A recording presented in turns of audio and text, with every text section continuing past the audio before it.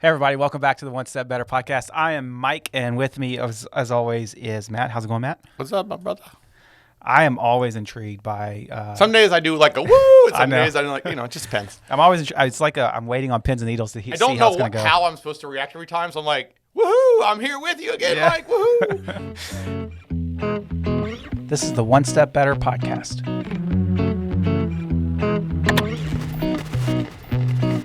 Helping small businesses make wins each and every week.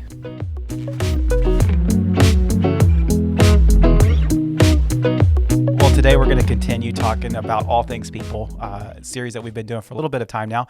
If you missed any of those episodes, make sure you go back to the beginning. We'll set up the conversation for you. Make sure that you click into those. But before we get started to all things people, Matt, is there any sayings that you remember as a kid or over your years, the very, very many years that you've been alive, Shut up. that really stick out to you, that was something that was just a staple of your household? If you're going to do something, do it right. Don't half-ass it, whole-ass it. Was a big one I heard from coaches or my parents, my dad, a lot. Anything you're going to do, make sure you put your whole ass behind it and do it. Sounds like the word ass was used a lot. My dad has a nice sailor's mouth. I get it honestly. And I passed that gene on, I think. So, Yeah. I think for me, it was probably the most common, maybe don't make me pull this car over, or hey, oh yeah, I definitely have those too. Quit fighting with your sister. Yep, I have a lot of those as well. All have curse words in them. Yeah. My mom is high OCD, and so it'd be like, "Did you wash your hands?" or "Did you wash your hands?" It was over and over again. And then this is silly. So we lived in the country, and we had a pool outside. And I'd come home from a big baseball practice. She goes, "Strip off outside and just jump in the pool." Yeah. And then it was like every time. That was kind of a common thing. So those Strip off outside, strip off outside and jump in the pool. Yeah. We had, I remember going to my grandmother's house, and she had one of those big metal tubs outside, and she would fill it up with the water hose, and that was like how you took a bath as a kid. And it was so miserable because it was freezing cold, and you have to jump in the tub. Well, they weren't that sophisticated. I don't know. Boil the water on the stove. We didn't go that far. Mike, how old are you? Yeah, that was a bit tough, but common sayings are something that I think we live by, we understand, we think about often. They're just repetitious in our brain. They always come to mind.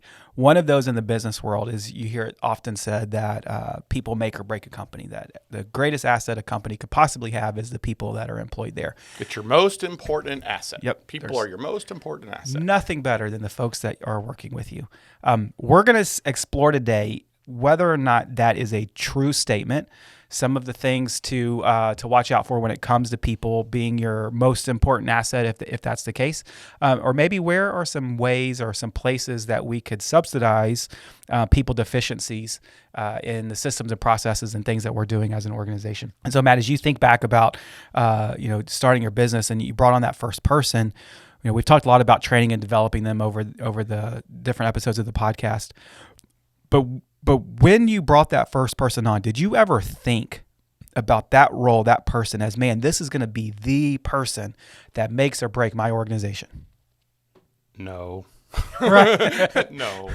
I thought, I got a bunch of crap to get done, and I need some help to get it done. And I would like to find a person I don't mind hanging out with all day and working together on something, but it definitely was more task-oriented. Like, I have a bunch of work to get done. I just can't do everything myself. And I'm assuming that's a lot like most business owners. They don't think through the long-term ramifications of employees 1, 2, and 3, other than the fact of they need help to get everything kind of moving in the right direction. It seems like small businesses really kind of see employees sometimes, some of them do see them, hey, my people are the best, thing that I have going for me. And then sometimes people are just necessary evils. Like, I have to have employees to run the thing. And, Yep. If I don't, then things start to fall apart. Agree. I think it maybe depends on, from the place you started your business from. Obviously you have people that come in with an investor, or they've come in, they bought a franchise, and they know they have a little more parameters around what they're looking for to hire. I mean, I started my business with employee 0, client 0 out of my house. It really was just a matter of getting work done. I think back now, if I was to, let's say I was to sell this firm and go do something else, I'd have a different bankroll than I had when I started.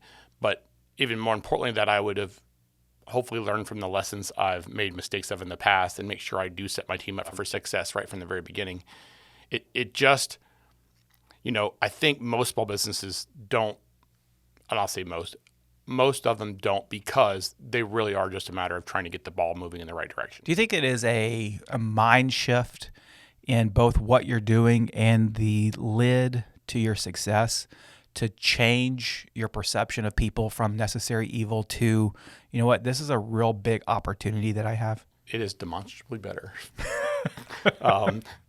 It is one of those things where it has a wonderful multiplier effect when you see the development of your people and they have the ability to take leadership and more responsibilities and helping and assist leading other people on the team, or even guiding your clients or customers and, to serve them best.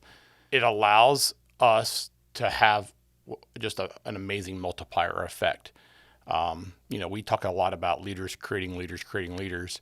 And I really think by having that mindset, you have the ability to scale at a lot different level than you could just as a necessary evil. I think the term of multiplier effect is a pretty good description there, because people have the ability to create systems and processes that could be repeatable to actually scale and grow a business.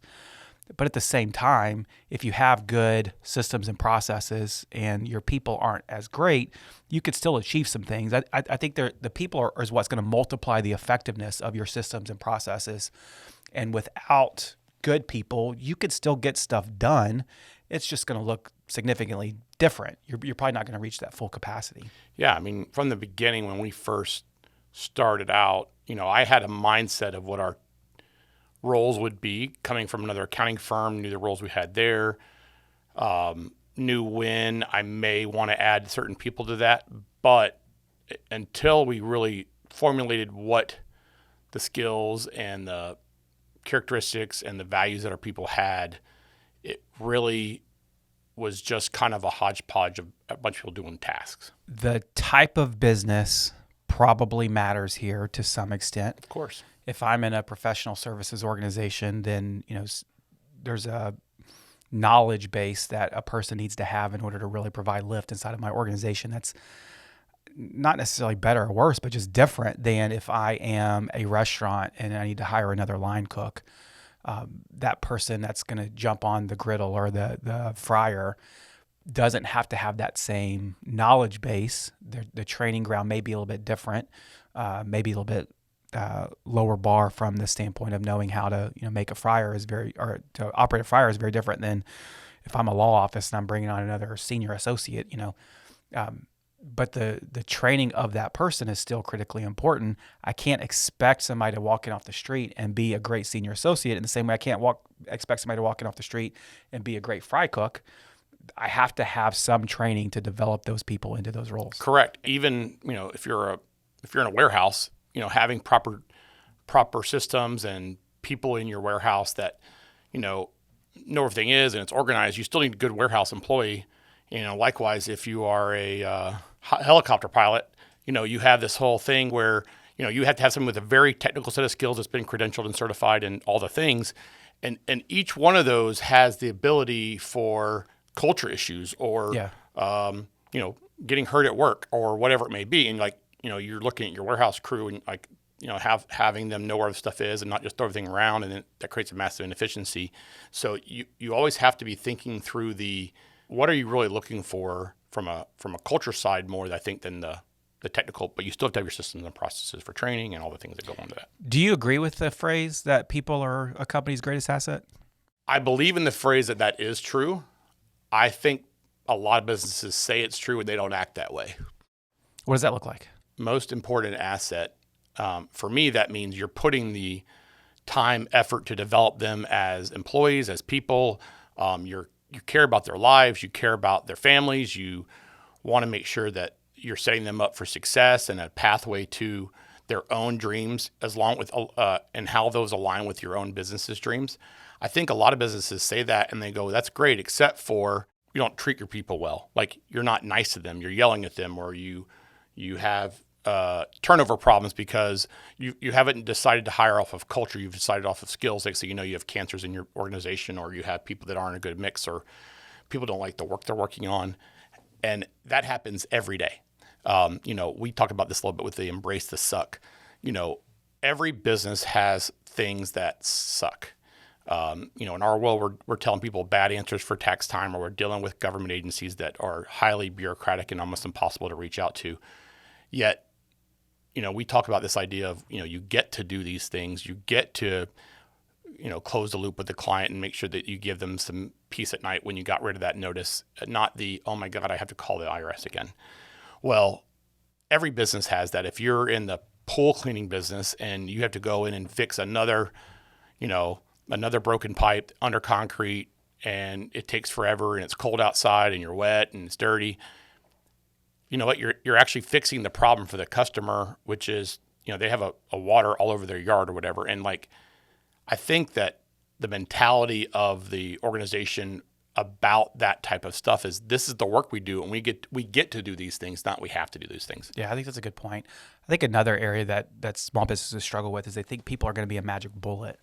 I may hire somebody who has senior experience, executive level experience, great at what they've done. I mean, as old as a dinosaur, and they can come in and just knock stuff out left and right, left and right, left and right. I hire that person thinking that they're going to be able to come into my organization and do everything the way that I want them to do it, based on what we're trying to accomplish in our mission, aligned with our values, and they're going to be a perfect fit.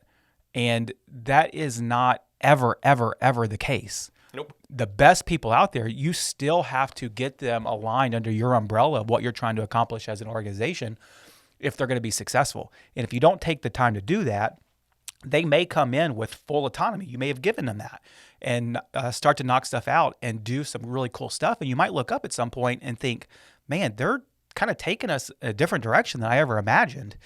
And that's kind of a scary place to be if you're a small business owner. Yeah, we have processes in the firm that we've evolved over time. We've hired people that have come in more senior and had a way of doing things, which was like, you're doing that highly inefficient, but they're not coachable or trainable. And we didn't do a good enough job correcting that in the very beginning. And it does lead you down a path of, why are we doing it this way? This isn't the way we want to do this. It's very common, I think, that I have this, right? We've talked about this many, many times. I'm highly optimistic. Everything's gonna work out peachy. No matter what we do, it's the person I hire is gonna be the perfect fit, perfect role, and that is never the case. It's never the case. Yeah. We internally, I'd say, my favorite hires are the ones I hire from an intern.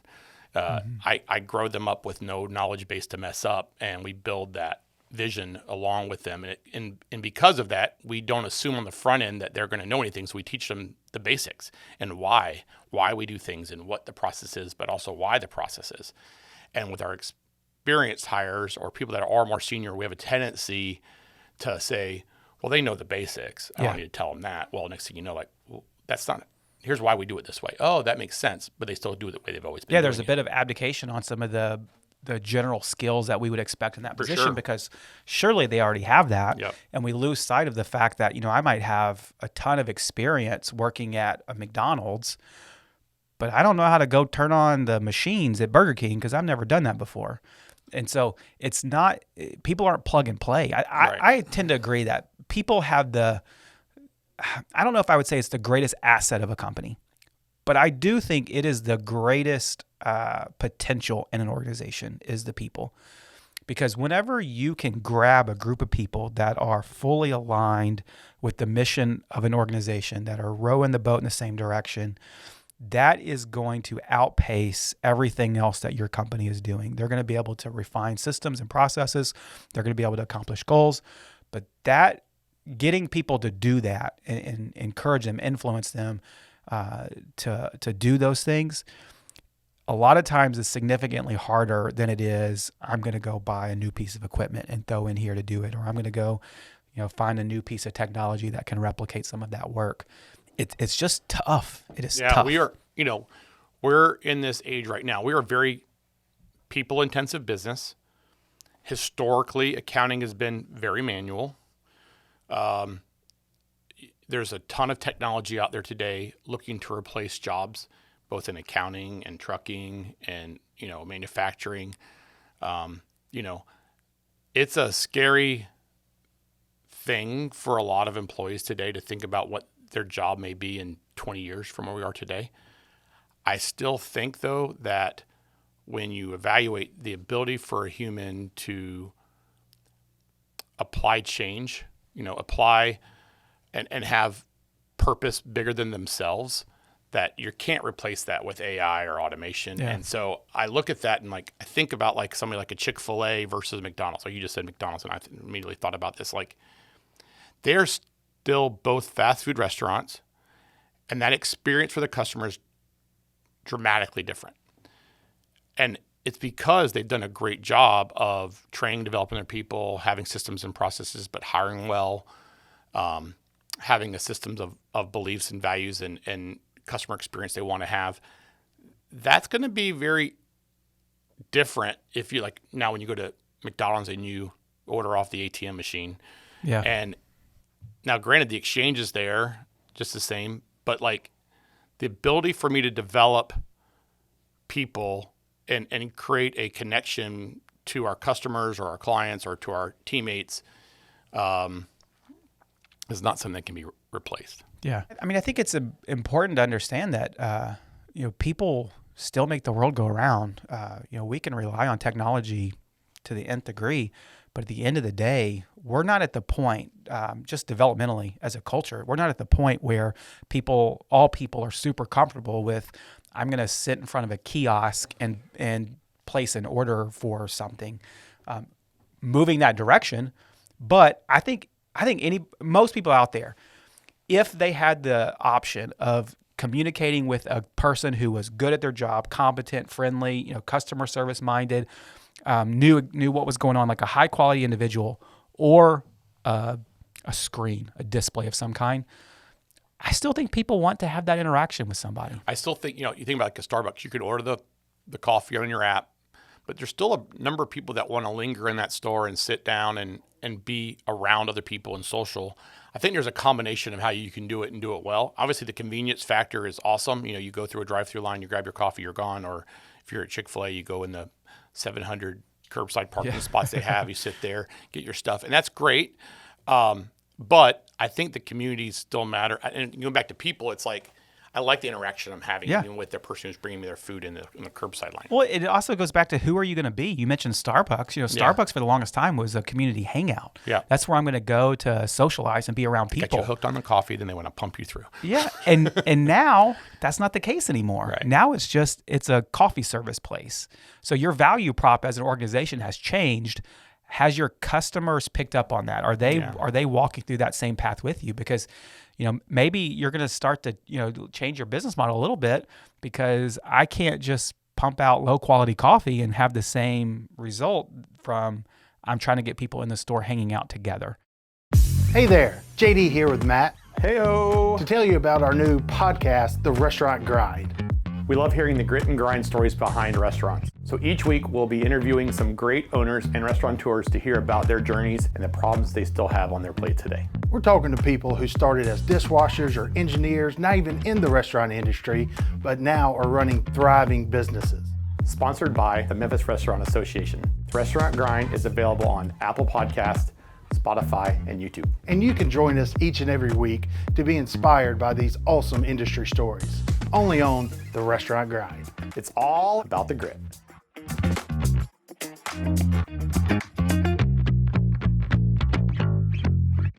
If you were to define that, your employees are your most important asset, what are some of the characteristics you'd say that you think shows that the company actually believes that? Well, that's a good question.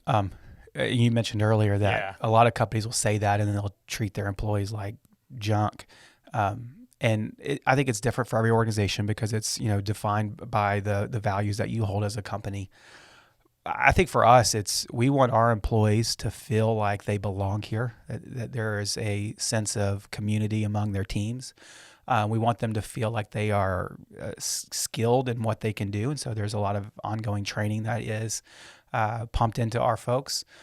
We want them to have a sense of autonomy and ownership over their role. So they have the freedom to make decisions. They're not going back to a note card on, with decision-making trees of, all right, if the customer says this, I do that. And then if they say this, then I do that. We want them to feel like a human, a person. And so they have some autonomy along with that. It's helpful, or it's almost a non-negotiable, that you have to be bought into the mission. You have to believe in what you're doing in an organization. And I think everything rises and falls on leadership, and it's the leader's responsibility for making sure that their employees are bought into what they're doing, which there's a piece of that is an ongoing communication of, this is what we're trying to do. This is how we do it. These are the results of what we have been doing in the past. And there's a repetition that comes with that to try to engage our employees with further buy-in. But it all starts with, you have to truly believe that my people are important. I cannot fake that until I make it. I can fake a lot of things. I can't fake that I actually like you on my team and that I believe in your best interest and want you to succeed here. I can do that for like a week, maybe 2 weeks, maybe a month, but long-term, ongoing, it will come out at some point that I care more about your work product than you as a person. And that's when I think people start to get a little bit jaded by their leadership. Another common saying that I've heard a lot is, people don't leave organizations, they leave leaders, they leave managers. And I think that if we can start as small businesses on fixing that, making sure that anybody that has an authority role really genuinely cares for and loves the people they're working with and that they're serving as a leader, I think it goes a long way to actually making the whole entire people ship lift. Yeah, I agree. Servant leadership is, I think, one of the key factors that you mentioned there. So if you're a small business that says you want your people to be your most important asset, and you may not have been living out that desire, what are some steps you would take to correct that? I would first try to identify the things that were contrary to me believing that people were my greatest asset. If I could identify, hey, you know what, I did these 4 things, these 10 things, whatever it is, then it may make sense to simply go to your team and say, hey, you know what, I was thinking the other day that we had this situation and I handled it this way and that wasn't right. And I apologize for that. That was a mistake. I'm going to do better next time. Honesty, humility. Yeah. Being a servant leader, all the same things. I agree with that. So, I think about me as a leader early on, and I'll say even maybe when you started, you've mentioned this before, hey, how you act now is a lot different than how you acted when I first started. I was in a different role, wearing a lot different hats. I was still a producer. I definitely had stress issues going on, just normal everyday life, but also just the amount of work I was having to do and all the struggles we'd gotten to that point in the organization. It did take some self-reflection to go,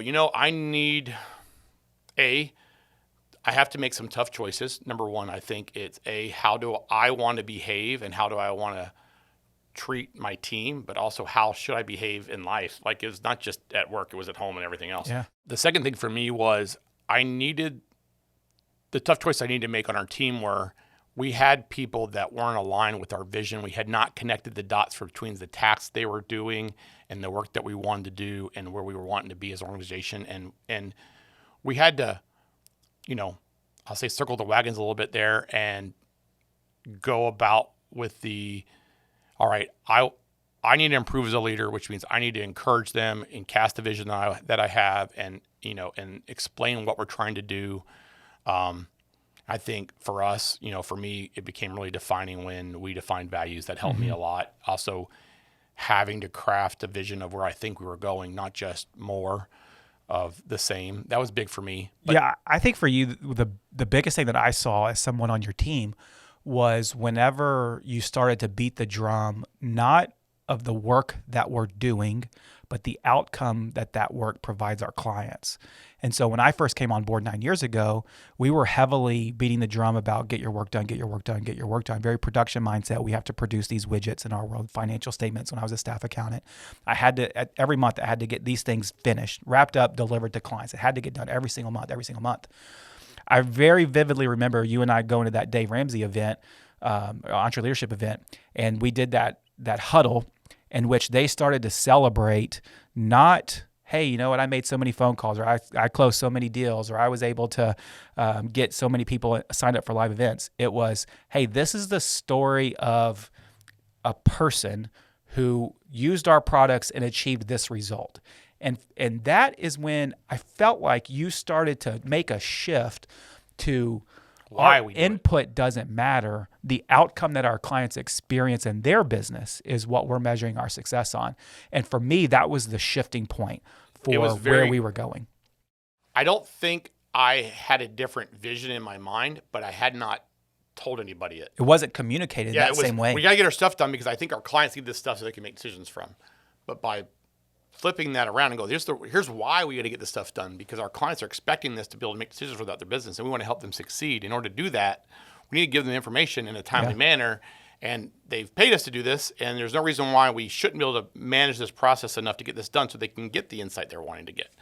And, it was definitely, it all tied together for me. The results of what we're trying to do of helping businesses thrive or succeed or be awesome, all the reiterations of what we've done over the year of our mission. And it really helped frame the why we do the things we do, and the repetition and the speed by which we want them done. Yep. Becomes the result is what we really care about, not the input. Yep. So you asked, where do you start? I think that's it. I think as the leader, you have to accept the responsibility that the direction of your organization falls on your shoulders, and you have to connect the work that you're doing with the outcome that you're wanting to achieve as a company. And that's tied to your personal values. It's tied to your organizational values. But ultimately, if you really believe that people are your greatest asset, you're going to bang that drum for them to the point where they believe it too. You're going to get their buy-in, and then they're together going to start moving everything forward. And and if people aren't tied to that vision, they're going to leave, which is They will. okay. And when you start saying that over and over again, they know right away what the vision is, and they're either bought in or they're not, which is what you want. And now you're starting to shape a culture. Yep. Amen. Very good. Well, Matt, good conversation. I do think that, people is one of my favorite topics that we get to talk about, because we have so many people on our team that I truly do I love the work they're doing, and they're awesome people. But I do believe that it has such a multiplying effect on any organization. We are not who we are without the people that work here. And so I know that same could be true for a lot of organizations. And so thank you guys for listening. I appreciate you tuning in. Make sure you subscribe to the podcast. That way you don't ever miss another episode. And if you are curious about more of the people stuff we've talked about, go back a couple episodes and start to listen from the beginning of the series. Thanks, and have a great day. Thanks for listening to the One Step Better podcast. I'd really appreciate it if you would take some time to rate us 5 stars on your podcast player of choice, and make sure that you subscribe to our YouTube channel so that you never miss out on another episode. Thanks, and have a great day.